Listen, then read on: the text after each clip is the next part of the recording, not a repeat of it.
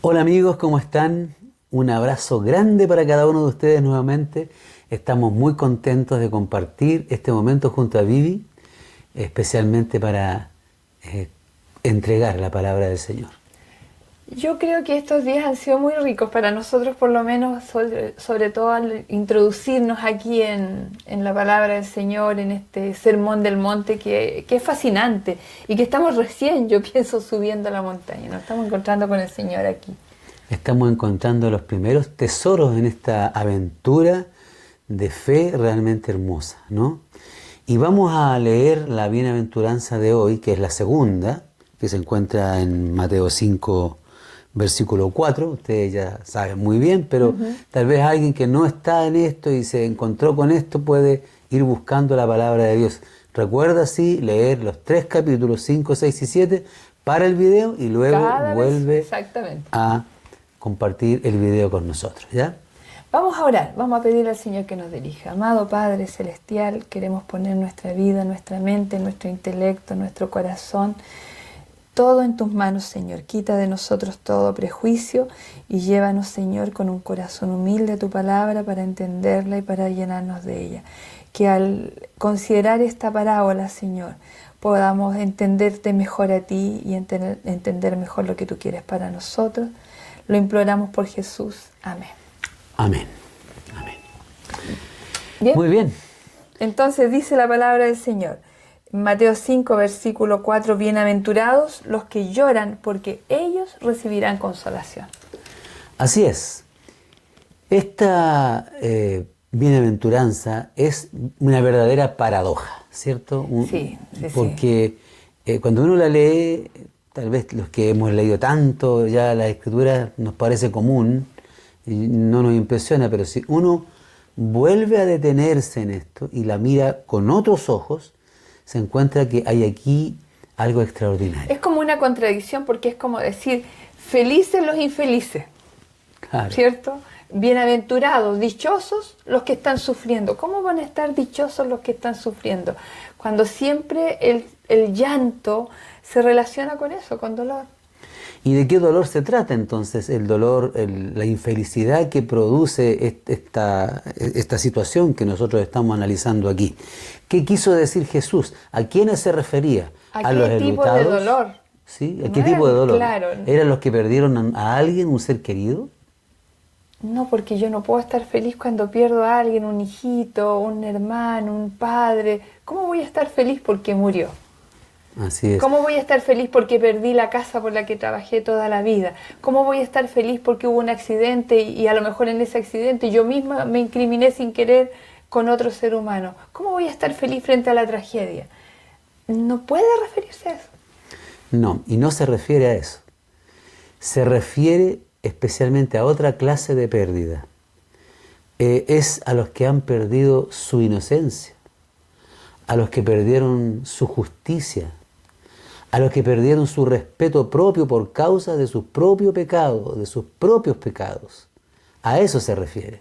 O sea, esa pérdida de inocencia, me imagino yo que es cuando un niño comienza de pronto a darse cuenta que aquellas cosas que solía hacer ahora se da cuenta que están mal. Y poco a poco, a medida que va avanzando, puede tener más claridad, ¿cierto?, de lo que es el pecado. Yo recuerdo claramente cuando era niño cómo algunas cosas que sucedieron en mi vida me fueron contaminando. Sí, las recuerdo claramente. Recuerdo situaciones en la escuela, con compañeros, cosas que se decían, que se traían, en fin. Y esas cosas yo veía cómo me iban manchando y me iban contaminando. Ya tenía una noción de Jesús, me bauticé a los 9 años.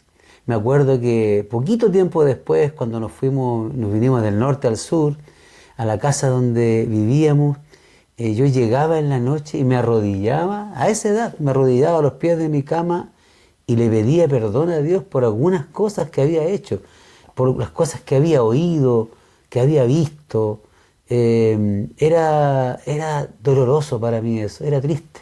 Ahora también se puede dar cierto, o sea, un niño comienza a percibir, pero no todos los niños sufren por el pecado en sí, o no todos los jóvenes, o no todos los adultos, no todos nosotros sufrimos por el pecado en sí, sino que sufrimos por las consecuencias que nos podría traer ese pecado. Por ejemplo, a lo mejor uno ora y le clama al Señor porque lo que hizo va a traer consecuencias. No sé, pues me imagino un joven, una señorita que de repente en una fiesta se involucra con alguien, pasa algo, queda embarazado, llora, claro que va a llorar, porque sabe que no era el tiempo, no era el momento, que eso le va a traer tanto dolor. Llora, sufre, y tú lo ves sufrir. Pero ¿por qué está sufriendo en realidad? O porque deliberadamente consumió drogas y allí se metió con algún Claro. joven y después lamenta esa situación porque eso fue una noche furtiva, pero se contagió con una enfermedad venérea, por ejemplo. Entonces termina sufriendo, pero no necesariamente por lo que la palabra de Dios aquí dice. O sea, este llanto tiene que ver por una comprensión de lo que es el pecado. Así, para contrastar esto entonces con la bienaventuranza anterior que decía, bienaventurados los pobres en espíritu, eso se refería a quienes experimentan la confesión por el pecado, ¿verdad? Porque tú te das cuenta de tu pobreza espiritual y eso te lleva a confesar tu pecado. Claro. Pero esta otra situación, que está muy ligada a la anterior, por supuesto, tiene que ver con la contrición, con el dolor por el pecado, por haber ofendido a Dios, no por las consecuencias. Las consecuencias van a venir sí o sí. No, Dios no elimina las consecuencias.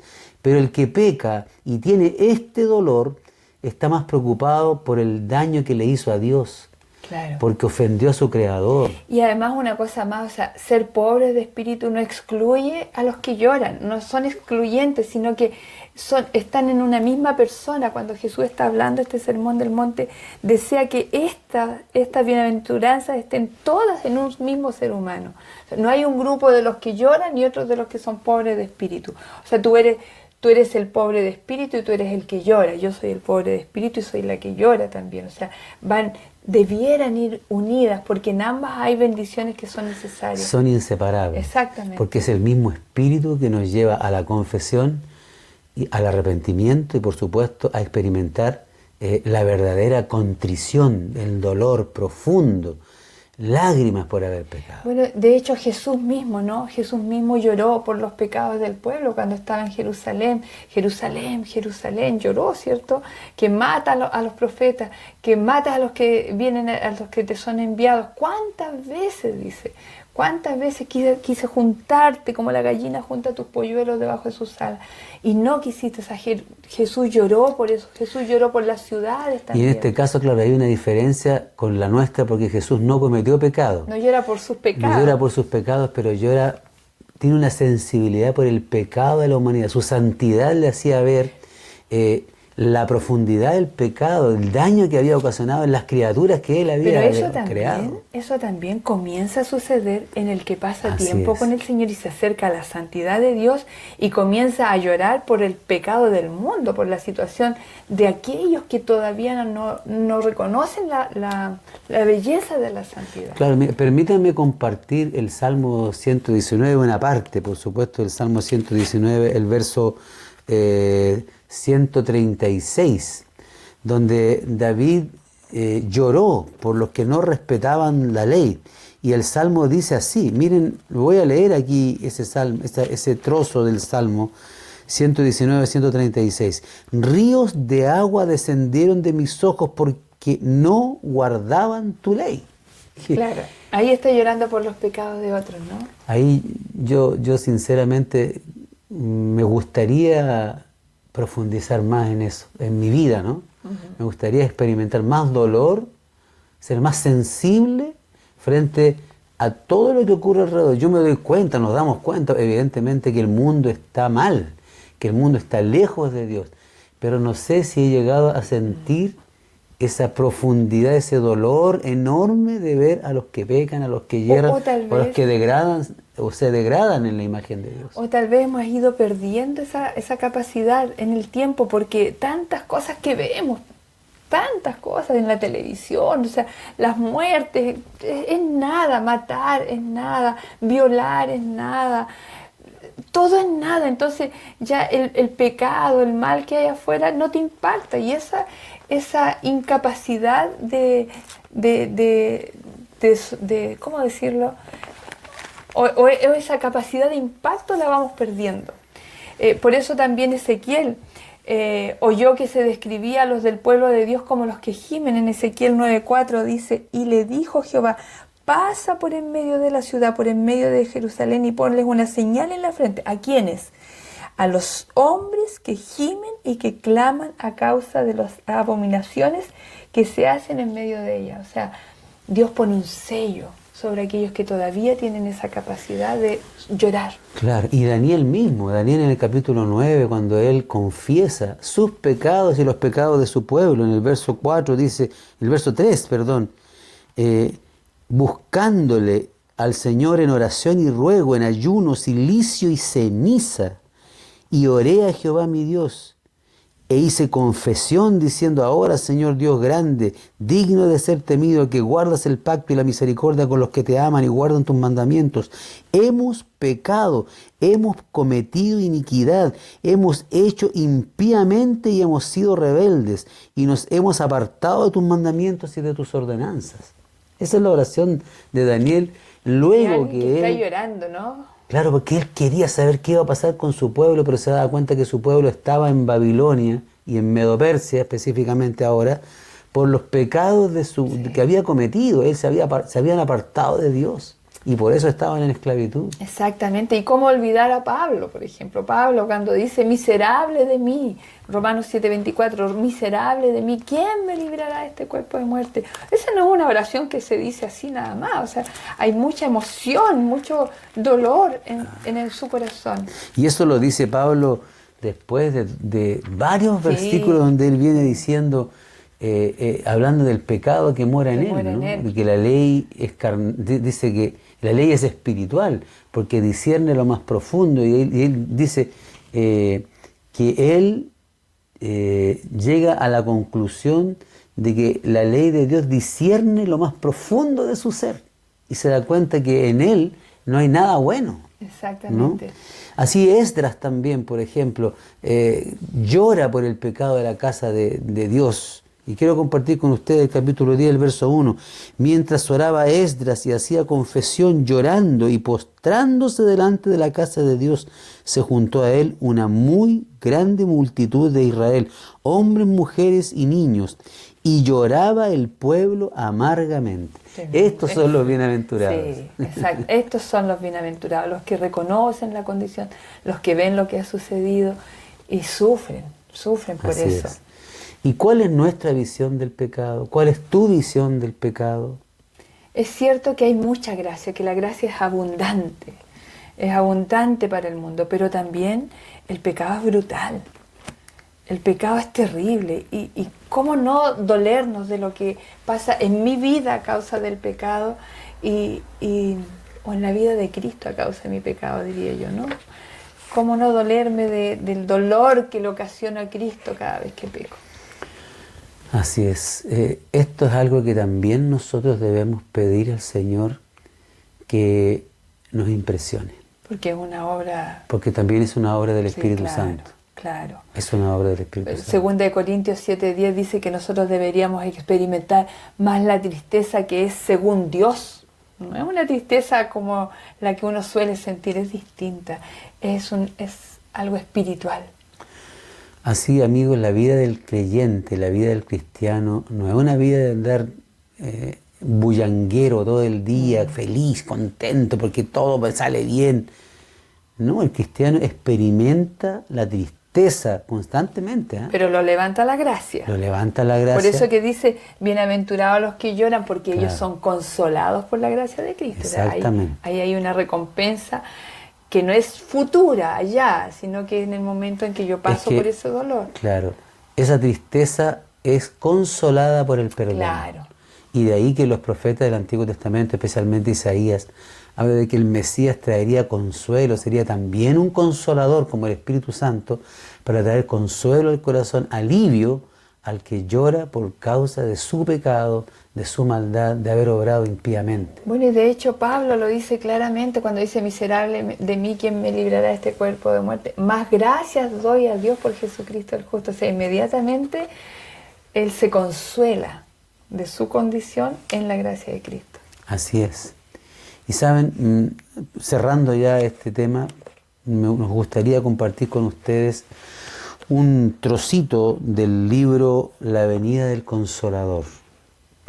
En la página 239. Nos impresionó esto porque realmente es así como obra el Señor y que produce esta verdadera tristeza, este llanto en el corazón de los seres humanos cuando somos impresionados por el Espíritu Santo. Dice acá lo siguiente: cuando Jesús bautiza a una persona con el Espíritu Santo y con fuego, se revela una cantidad de orgullo, egoísmo, suspicacia, amor a los puestos, quisquillosidad y vileza, a tal punto que esa persona queda asombrada. Cuando Dios bautiza mi alma con fuego, llego a aborrecerme a mí mismo. Cada vez más, comprendo cada vez que en mí no hay nada bueno. Todo lo que tengo o soy que valga algo me ha sido imputado e impartido por mi Señor y Salvador Jesucristo. Eso me hace caer de rodillas delante de Dios en sincera y sentida confesión. Y no solo eso, sino también me hace ir hacia algunos de mis hermanos para decirles con aflicción que en mi vida hay algunas cosas que no me hacen parecer a Cristo.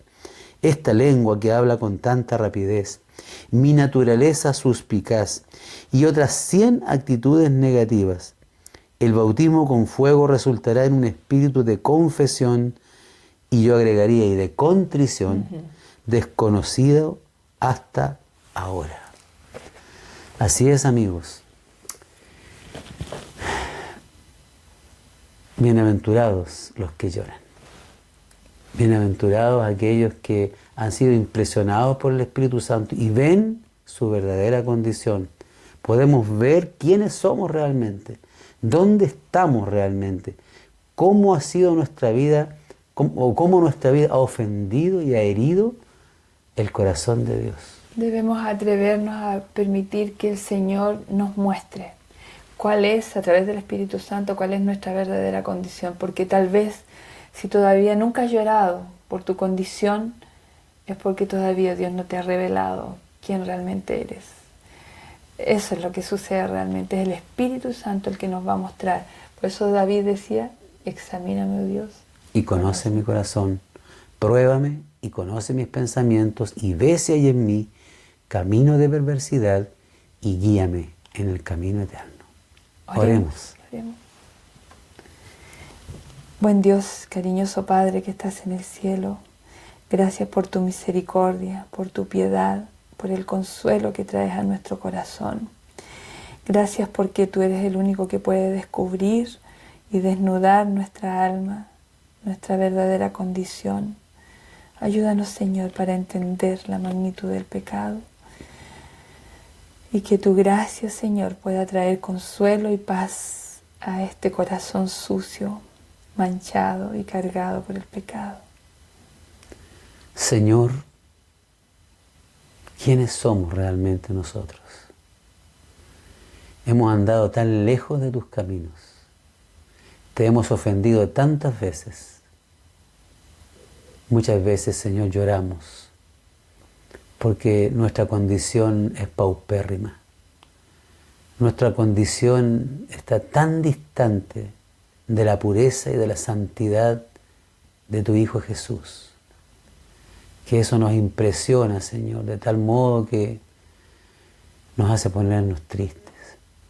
Pero también, Señor, tenemos consuelo cuando vamos a tus pies y en sentida confesión, en lágrimas, podemos recibir el perdón y podemos recibir el gozo de la salvación. Amén. Oh Señor, si hay alguien que ha estado mirando este video y siente que su vida ha estado tan distante, es porque tu Espíritu lo ha tocado. Impresiónalo para que se acerque a ti y te busque con todo el corazón. En el nombre de Jesús. Amén. Amén. Oye, pero no nos vayamos tristes. No. No nos vayamos No, porque tristes, en el perdón de ¿cierto? Dios Así es. hay maravilloso consuelo. Sí, tenemos un virus que está azotando a nuestro mundo, pero hay un virus que está dentro de nosotros y que el Señor quiere quitar. Y el Señor puede, tiene todo el poder para liberarnos de las garras del pecado. Así es que nadie se vaya triste. Me quedé como una sensación un poquito No, triste pero al sabes, final, pero no quiero. la palabra de Dios dice, bienaventurados los que Eso. lloran, felices los que Felices, lloran. felices. También hay felicidad por ese llanto de dolor por causa del pecado y trae paz después Así el es. perdón del Señor. Que el Señor les bendiga, que lo pasen muy bien y de verdad que les agradecemos que estén con nosotros.